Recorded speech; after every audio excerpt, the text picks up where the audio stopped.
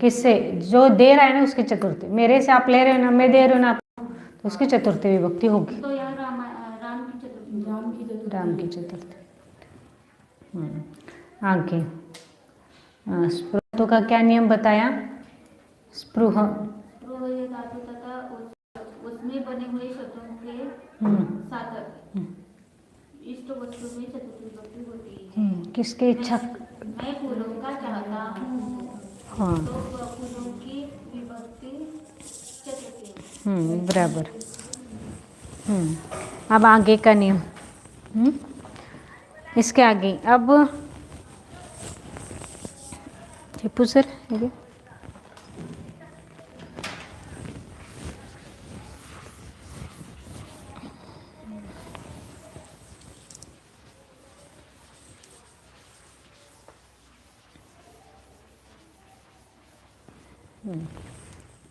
वो इसका क्या है, कौन कौन से आगे आगे का नियम?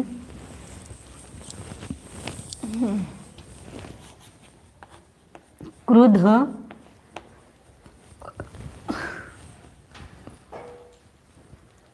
द्रुह, क्रुद्ध यानी क्रोध करना,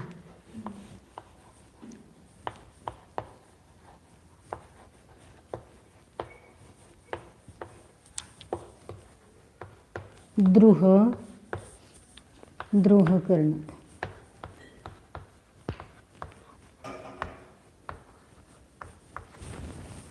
द्रोह करना। दिसते का झूम केले क्या? ईर्ष्या,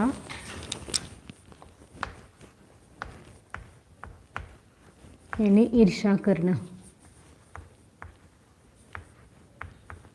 ईर्ष्या करना। असूया, असूया, असूया करना। ईर्ष्या कई प्रकार है, असूया, जलन। हाँ? इन अर्थ वाले धातुओं के साथ इन असूया करना यानी किसी का अच्छा नहीं देखते ना हम। किसी का यदि अच्छा हो, शत्रु का यदि अच्छा हो रहा है तो अपने में जो जलन होती है ना, उसको ईर्ष्या में बढ़कर करने की होती है, उसको ईर्ष्या कहते हैं। अच्छा किसी को देख नहीं सकते हम, बुरा सोचना नहीं है, लेकिन वो अच्छा हो, एक प्रकार की वो अंदर की फीलिंग है, उसको असूया कहते हैं। आज वो आपने कभी किया नहीं होगा तो समझ भी नहीं आएगा। किसी के बारे में अच्छा, कोई अपने शत्रु है, यदि उसका अच्छा हो रहा है तो मन में एक प्रकार का परिणाम रहता है, उसको कहते हैं असूया। और किसी को आगे बढ़ने नहीं देना, अपने विरोधी है, अपने से जो अच्छा है विद्यार्थी वगैरह, तो दो विद्यार्थियों में ईर्ष्या होती है कि यदि इस गुरुजी ने दूसरे विद्यार्थी को मेरे से ज़्यादा यदि अच्छा देख रहे, बोल रहे, तो उसके बारे में जो मन में विकल्प रहता है ना, तो उसको कहते हैं ईर्ष्या। एक क्या आप ईर्ष्या से पढ़ रहे हो, ईर्ष्या से पढ़ रहे हो कि हाँ उससे मुझे आगे बढ़ना है, इससे बढ़ना है, इस करके। इन अर्थ वाले धातुओं के साथ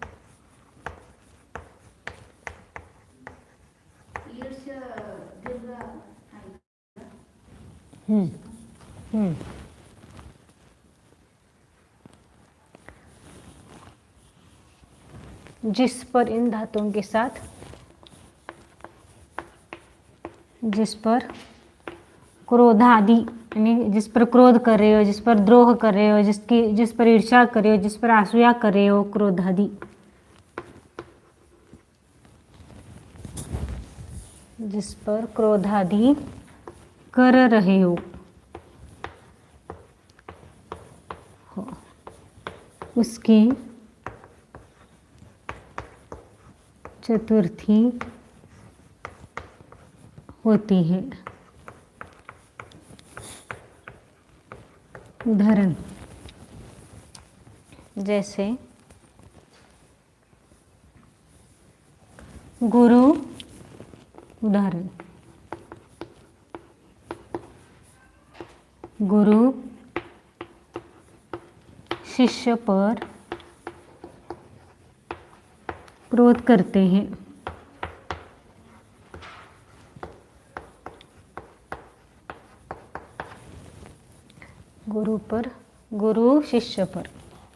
गुरु शिष्य पर क्रोध करते हैं।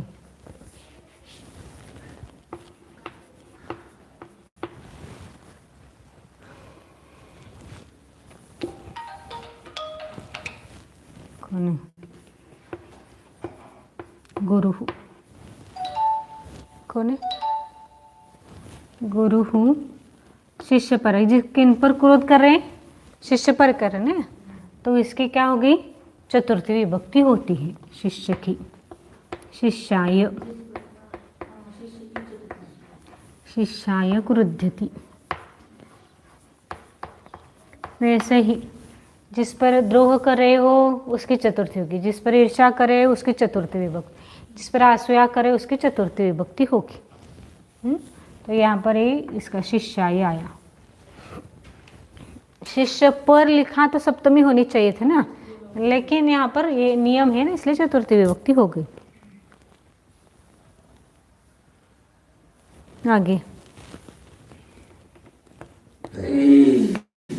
नमः स्वस्ति स्वधा स्वाहा नमः स्वस्ति स्वधा स्वाहा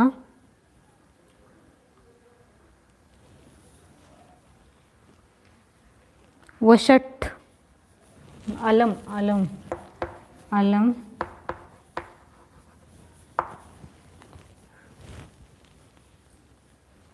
अलम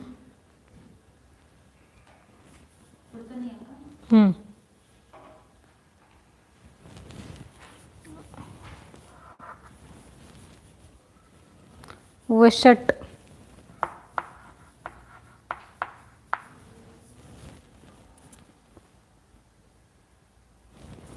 तथा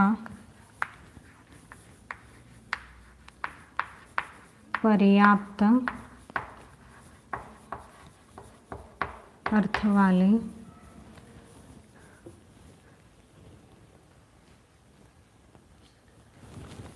धातुओं के साथ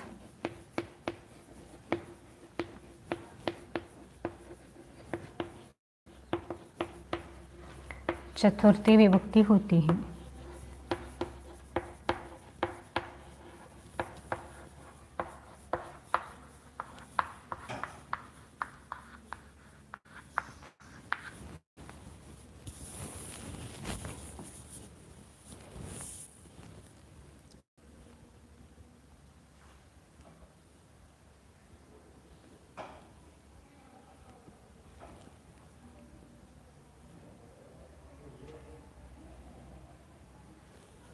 उदाहरण जैसे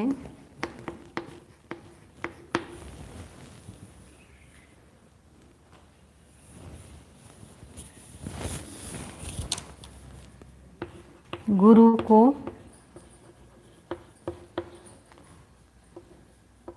देव को लिखती हूँ, आपको समझ में आएगा।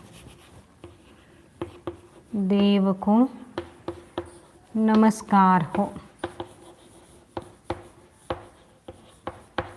इनका अर्थ पहले नमः यानी नमस्कार करना, स्वस्थ यानी कल्याण होना, स्वाहा यानी फेंकना। इनका अर्थ ऐसे ज़्यादा कुछ नहीं आता, वो क्रिया आती। स्वाहा, स्वाहा का अर्थ क्या करेंगे? अर्पण करना।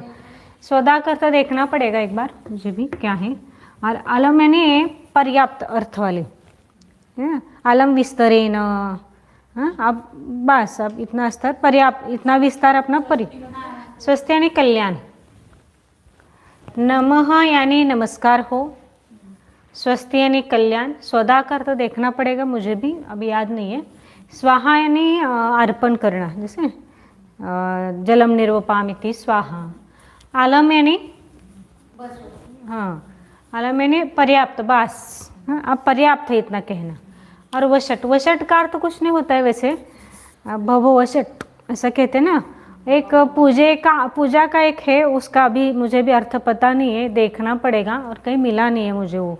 हम पिछले बार भी चर्चा कर चुके उसकी, तो अभी जब मिलेगा तब आपको बताया जाएगा। स्वधा का मैं देख के बोलती हूँ आपको। तो इन शब्दों के साथ पर्याप्त अर्थ वाले ना, आलम जैसे पर्याप्त अर्थ है ना, जैसे इनको छोड़कर अन्य भी जो शब्द होंगे उनके साथ चतुर्थी विभक्ति होती है। हाँ, धातुओं के साथ नहीं, इन शब्दों के, इन अर्थ वाले शब्दों के साथ चाहिए। यहाँ पर गलती से मेरा शब्दों के साथ धातु लिखा मैंने। अब मैंने लिखा क्या है, देव को नमस्कार हो।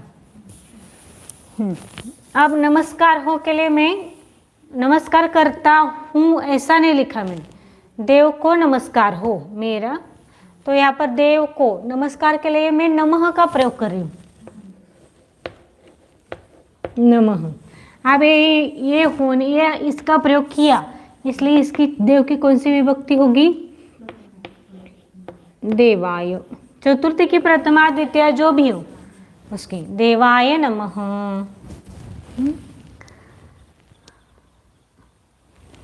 राजा का कल्याण हो, या आपका कल्याण हो, जो भी, राजा का कल्याण हो।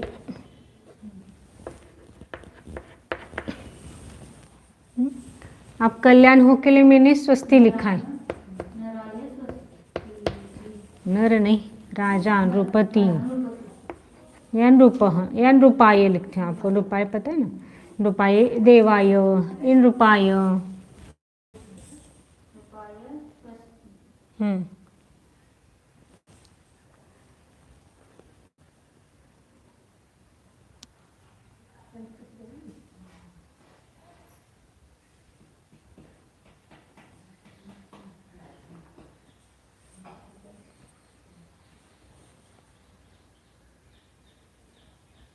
इस प्रकार आएगा।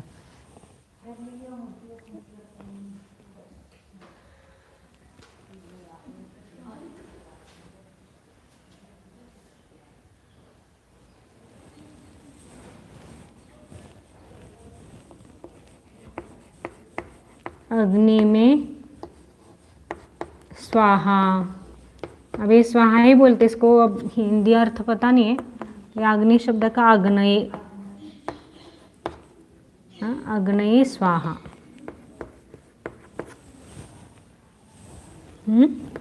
इस प्रकार ये आएंगे। स्वधा और स्वाहा अर्थ ही एक ही होते शायद, लेकिन एक बार मुझे अभी कंफर्म नहीं वो चीज़, इसलिए मैं अभी आपको थोड़ा सा उसको रोकती हूँ।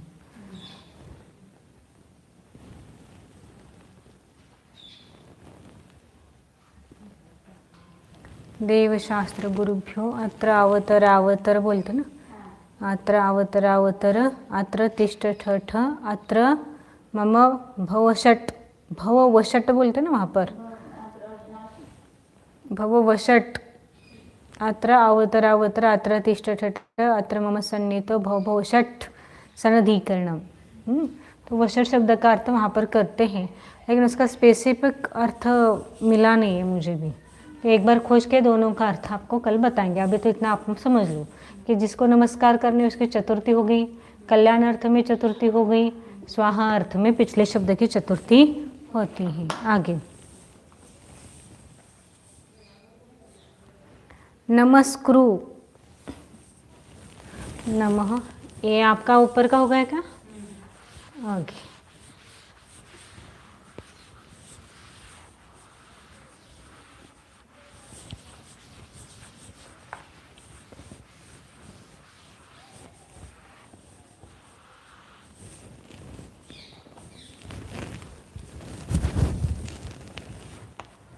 नमः नहीं, नमस् प्लस क्रू है,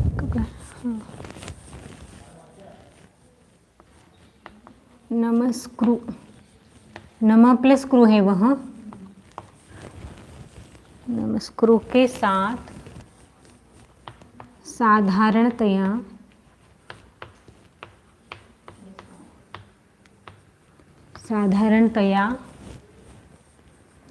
द्वितीय विभक्ति होती है।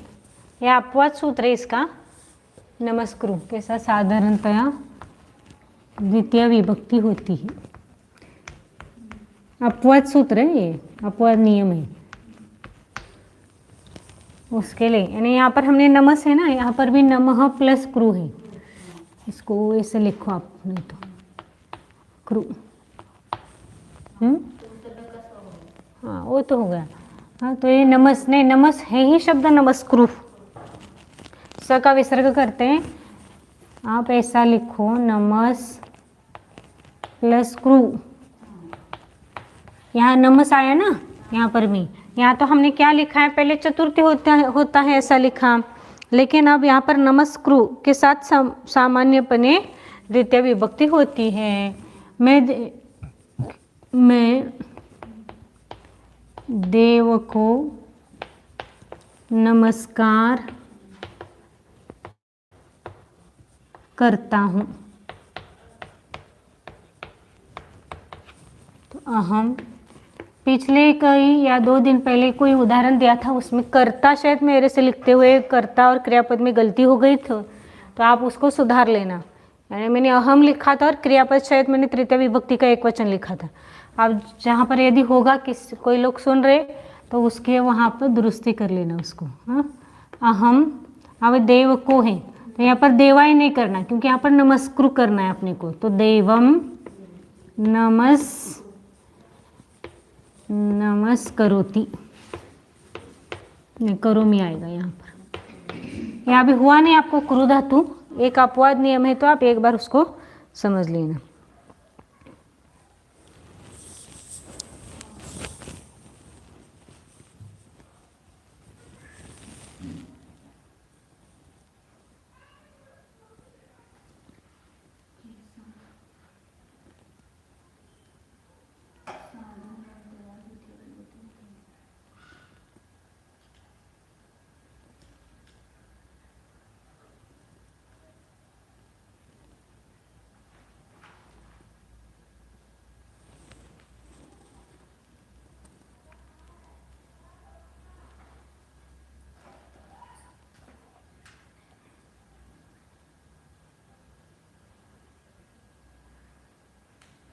हो गया। आगे साधारणतया द्वितीय विभक्ति होती है लिखा नहीं उसको लिखना है।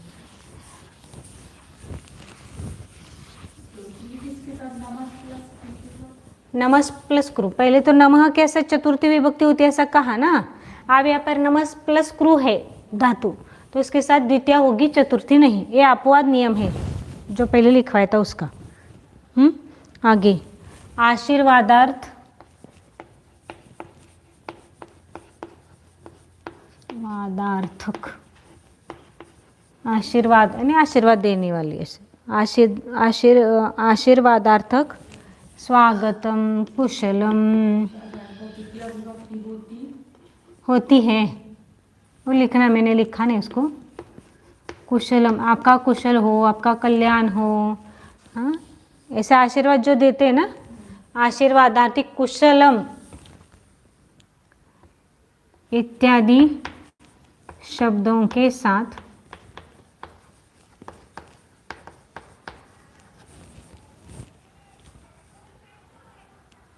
चतुर्थी अथवा षष्ठी होती है। चतुर्थी अथवा दिसते के झूम के लेके आए उत्कर्ष षष्ठी होती है। जैसे उदाहरण, उसकी क्लास चल रही है अभी इसलिए।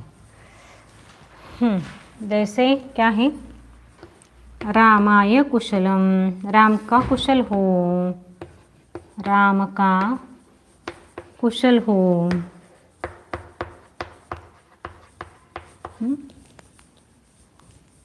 तो रामाय कुशलम।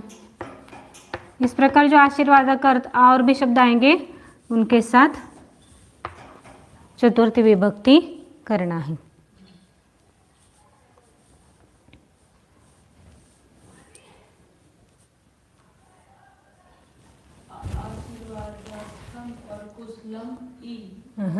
आशीर्वादार्थक कुशल इत्यादि शब्दों के साथ, आपका कुशल हो, अच्छा हो, ऐसे जो आशीर्वाद को दिखाने वाले जो शब्द है उसको।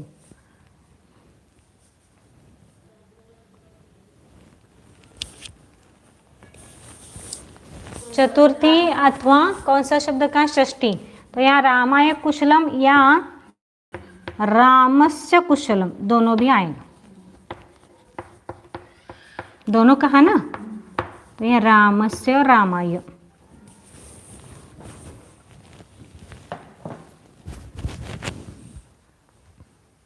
तो यहाँ कुशलम ने क्रियापद, कुशलम क्रियापद नहीं नहीं, कुशलम नहीं है, क्रियापद नहीं है, शब्द है वो। तो इसने क्रियापद करने नहीं, काहीच नाही याच्यात। आपका कुशल हो सब, तो ये कोई होगा ना जिसको अच्छा आशीर्वाद दे रही हो।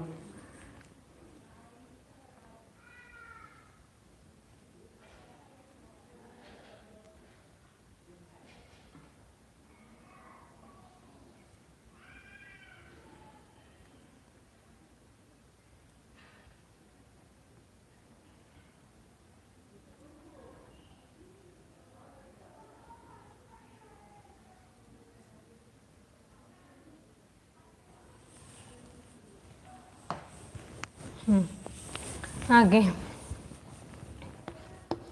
प्र प्लस भू धातु है, उसका अर्थ है समर्थ होना।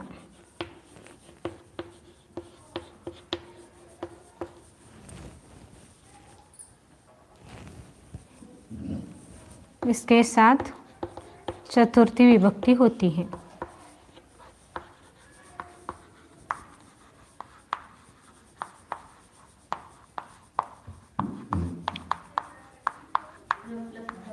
भू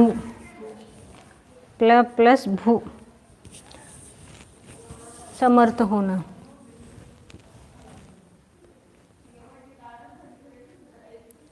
एक पहलवान, जैसे उदाहरण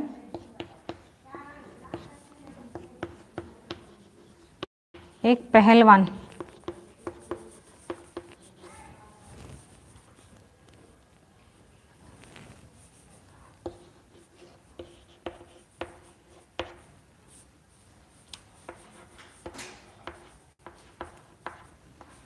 दूसरे पहलवान से लड़ने के लिए समर्थ है।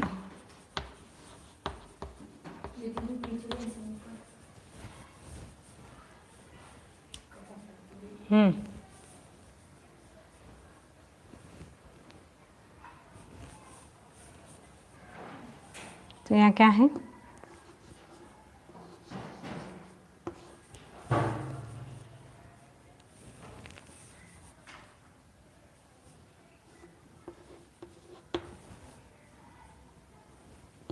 इसको प्र प्लस भू धातु नहीं लेना है, ये प्रभु यानी प्र प्लस भू धातु नाम बनाया यानी शब्द बनाया है उसको। हाँ, तो वो उकारांत है तो उसको क्या करना है, प्रभु गुरु जी से चलाते हैं, प्रभु मल्लह मल्लाय। अब यहाँ पहलवान है ना, एक पहलवान, तो एक मल्ल, दूसरे पहलवान से, हाँ पहलवान से है, तो यहाँ पर सब पंचमी होनी चाहिए थी ना, लेकिन यहाँ पर क्या किया है, चतुर्थी विभक्ति किया, मल्लाय ये चतुर्थी यानी प्रभु यानी समर्थ। इसको आप आगे लिख सकते हैं वैसे, मल्लह मल्लाय प्रभु, एक मल्ल दूसरे मल्ल के लिए समर्थ है यानी लड़ने के लिए समर्थ है, इस प्रकार।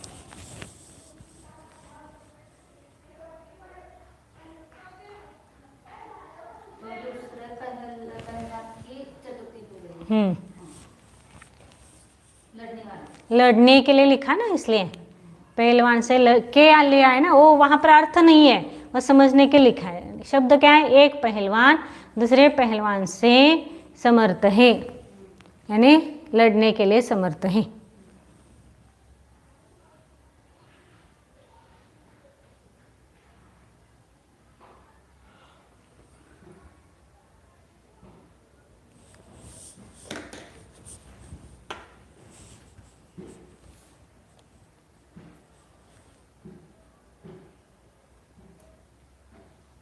आगे का नियम।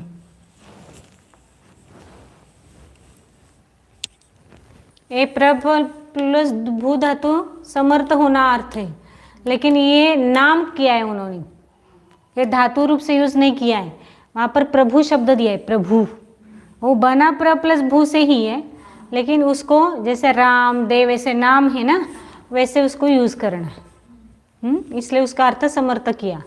इसलिए ऐसा नहीं लिखते हुए आप प्रभु भी लिखोगे तो भी चलेगा वहाँ पर, समर्थ होना। आगे हित और सुख।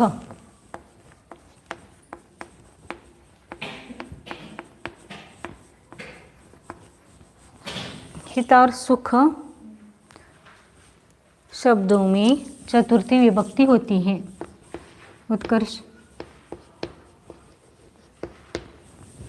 शब्दों में चतुर्थी होती है।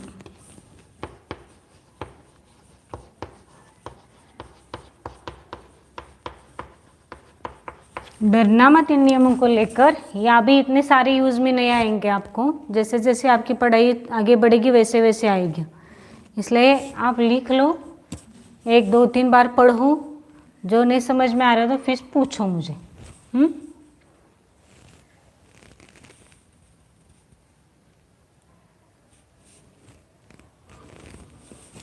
हित यानी कल्याण, सुख है ना, सुख।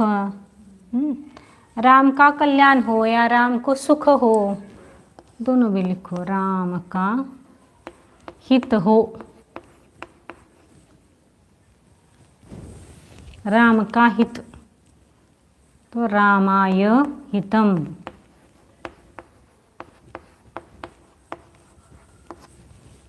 राम का कल्याण हो नहीं लेना है, राम का कल्याण। या राम का सुख, तो रामाय सुखम।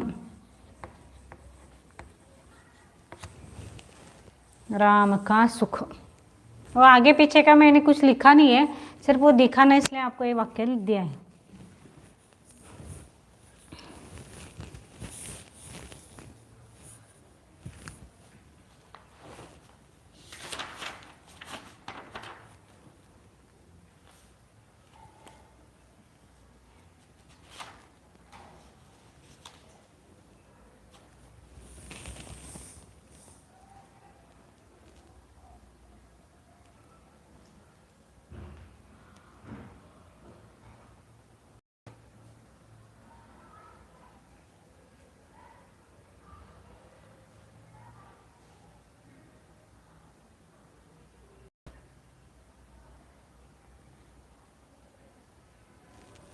आगे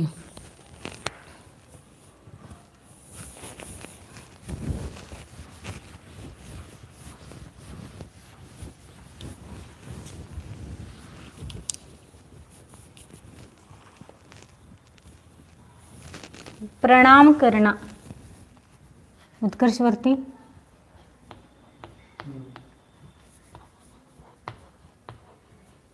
प्रणाम करना,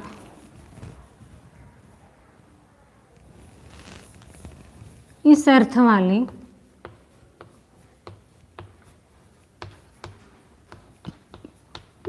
वाले प्रणम, प्रणिपत, प्रणम, प्रणिपत,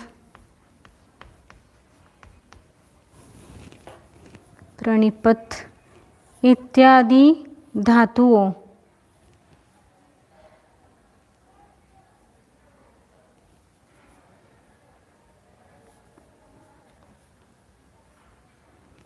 और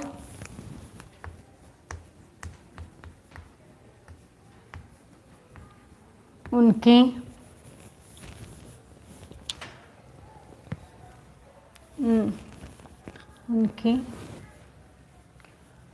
संज्ञा शब्दों के साथ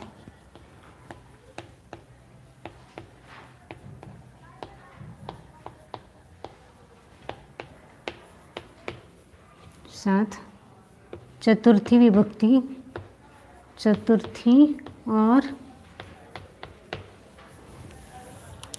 चतुर्थी और द्वितीया होती है।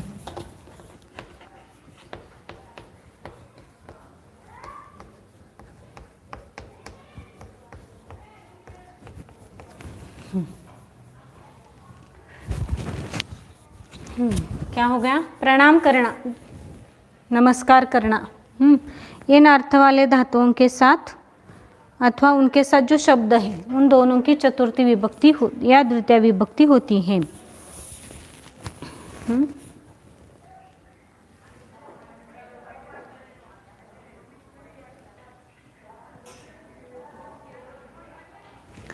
हम देवताओं को, उदाहरण,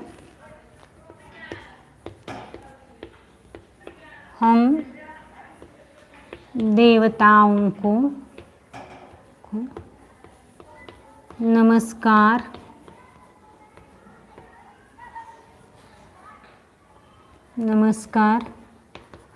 करते हैं।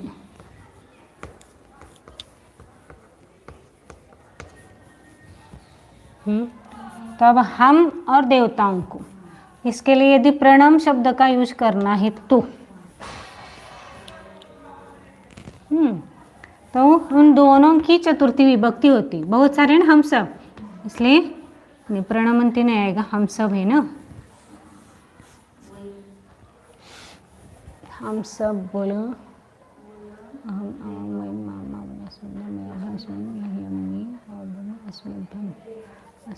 हो ठीक है। तो यहाँ पर आएगा प्रणमावह,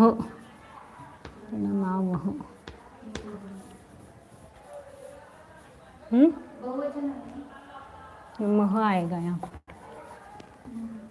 मह, बरोबर, प्रणमामह। तो हम के लिए है चतुर्थी, नह आता है, न, और देवताभ्य।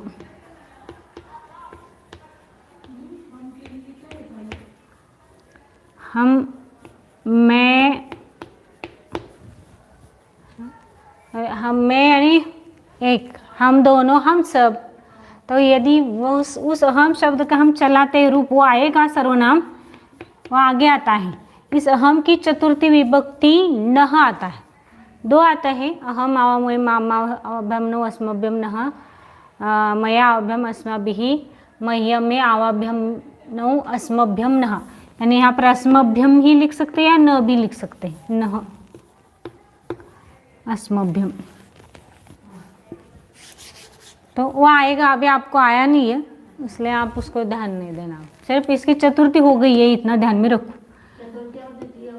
चतुर्थी और ये दोनों भी चतुर्थी हो गई, हाँ, या इन कोई द्वितीय होगी, ये चतुर्थी हो गई।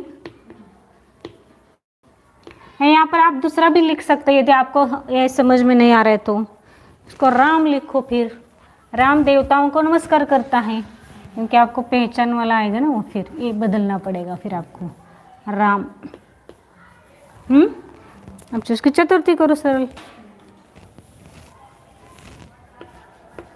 रामाय देवताभ्यः प्रणमति,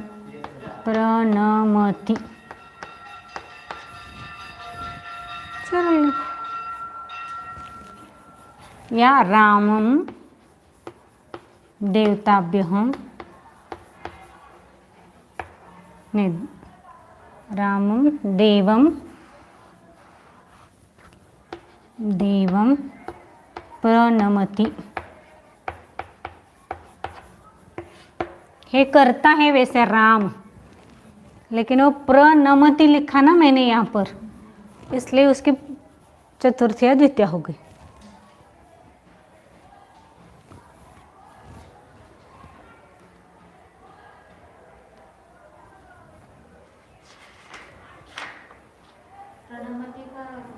नमस्कार करना, हाँ एकच वचन घेतलं की, राम एक अकेला है तो प्रणमति बना।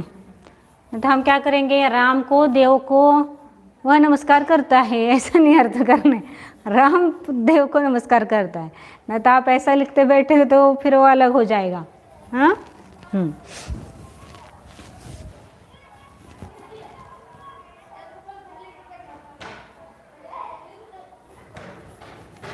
लिखो अच्छे तरह से पहले उसको।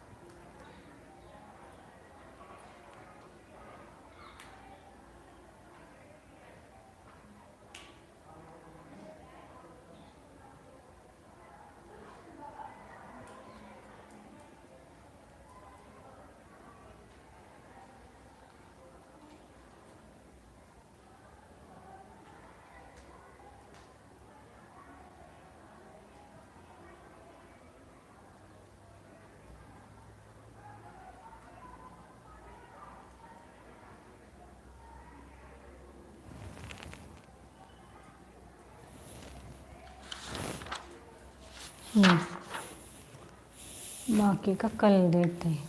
कितना हो गए? बहुत सारे नियम हो गए ना। इसे एक दो और नियम है, नाही अजून 2-3 आहेत तसे तर.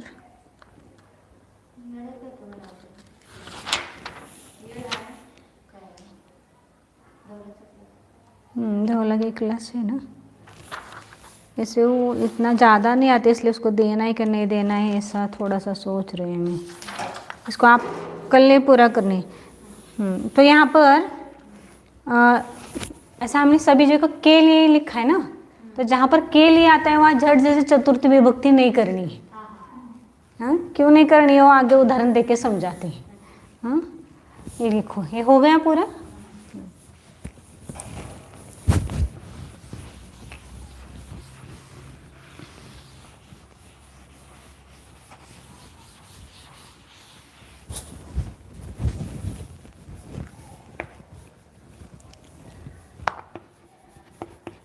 के लिए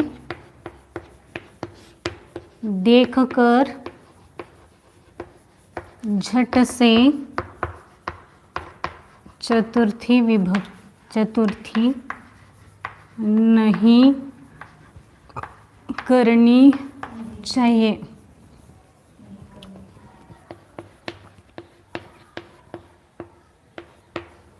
नहीं करनी चाहिए।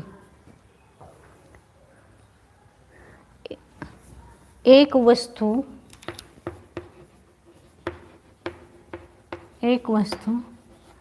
दूसरी वस्तु के लिए,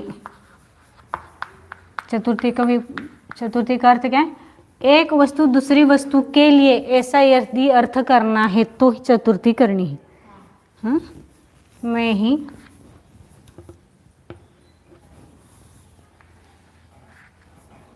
ऐसा अर्थ हो ना, एक वस्तु दूसरी वस्तु के लिए। हाँ, तो इस अर्थ में इसमें चतुर्थी करनी है। उसका उदाहरण अभी देंगे। इसमें चतुर्थी करते हैं।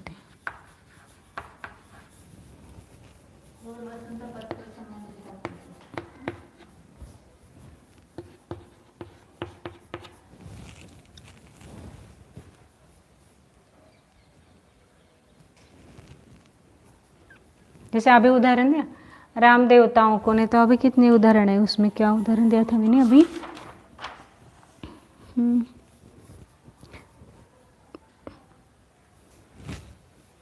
जैसे भक्त राम के लिए करता है, तो भक्त ये वस्तु दूसरी वस्तु के लिए, किसके लिए? भक्ति के लिए। दूसरी वस्तु है ना, उसके लिए कोई कार्य कर रहा होगा तो उसको क्या करना है? चतुर्थी विभक्ति करनी है। एक वस्तु, जैसे एक वस्तु क्या हो गया? राम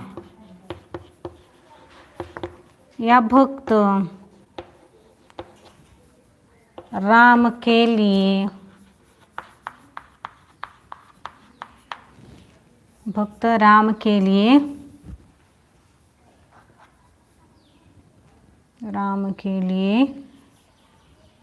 भोजन बनाता है, या कुछ भी लिख सकते हैं ना। भक्त राम के लिए करता है या गाता है। देखो, तो ये भक्त एक वस्तु, और दूसरे किसी के लिए वो कर रहे हैं ना, एक वस्तु दूसरे के लिए, हाँ, गाता है। तो यहाँ पर भक्तः रामाय गीयते, भक्त राम के लिए गाता है। तो ये भक्त हो गया एक वस्तु और दूसरे के लिए कर रहे हैं यहाँ पर, इसलिए वह चतुर्थी विभक्ति की।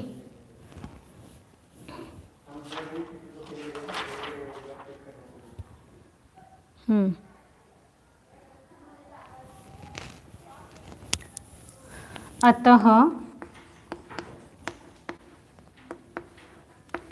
नीचे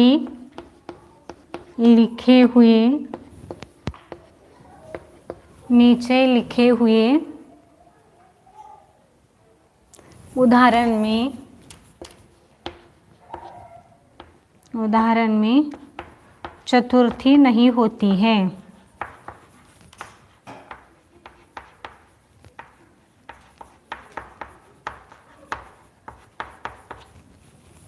जैसे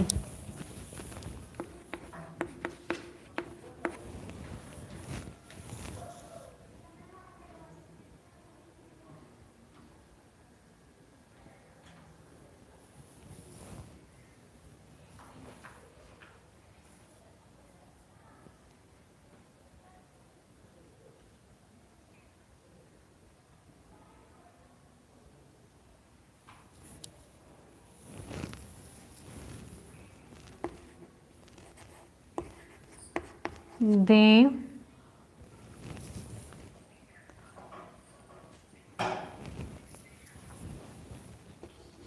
मेरे लिए, आपको ये मेरे लिए आएगा नहीं, वैसे अभी पढ़ा है नहीं ना उसको। तो राम उल्टा लिखते हैं, लक्ष्मण राम के लिए भार नहीं है।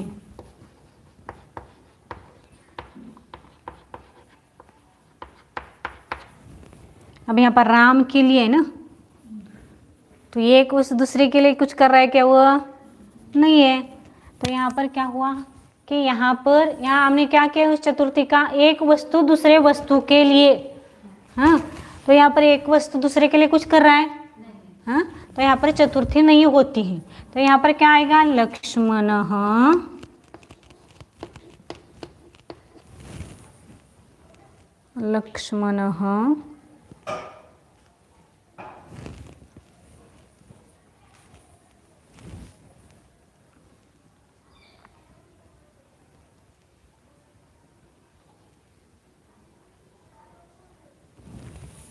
रामं भारः, नहीं, रामं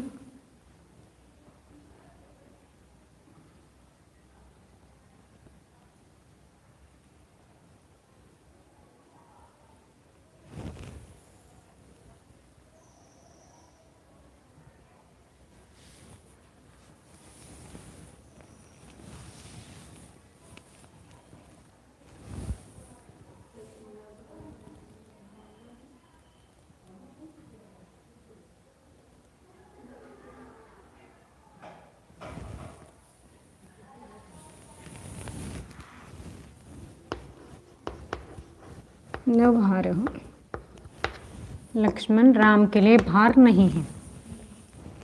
थोड़ा सा गलत लग रहा है मुझे, मैं फिर भी एक और ये भी एक बार और आपको बताती हूँ।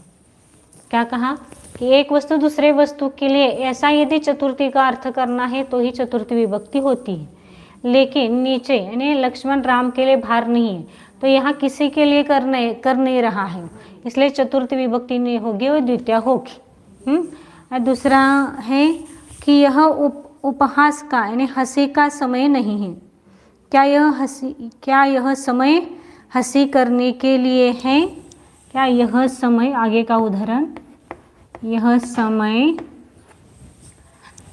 हंसी का नहीं है, हंसी के लिए नहीं है, हंसी के लिए नहीं है। यहाँ भी हंसी के लिए है ना, तो किसी के लिए कर रहे हैं क्या वो? नहीं, इसलिए चतुर्थी नहीं होगी। तो अयम इदम, अयम समयः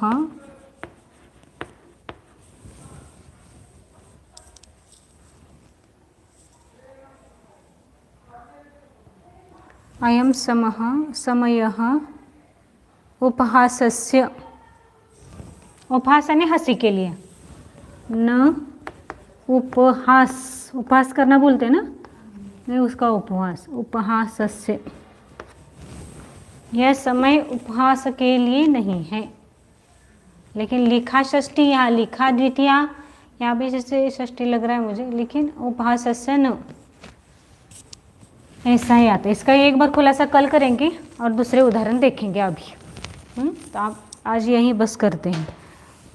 एक ही थोड़ा सा इसके बारे में एक थोड़ा मेरा डाउट है, वो कल क्लियर करके आपको मैं बताऊंगी। अब एक ही नियम बचा है वैसे तो।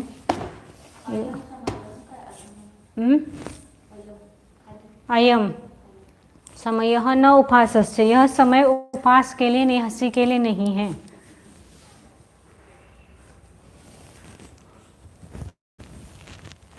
अब इनको याद करो, सिर्फ एक नियम मेरे से आपको अच्छी तरह से बताना रह गया है, यही नियम। बाकी के नियम आपको क्लियर हुए होंगे। यदि नहीं हुए होंगे तो कौन सा नियम आपको समझ में नहीं आया वो मुझे बताओ, कल उसको एक बार रिपीट करवाते हैं। और एक नियम बचा है वो आपको कल देंगे। और उसके बाद शब्द याद करने हैं आपको। शब्द याद करने के लिए आपको करना है, लिखो फटाफट। ये हो गया क्या आपका? नहीं, अभी मुझे भी लिखना। शब्द में कल ही देंगे क्योंकि अभी टाइम खत्म होगा ना, कल ही देंगे, वाक्य भी कल ही करेंगे। चलो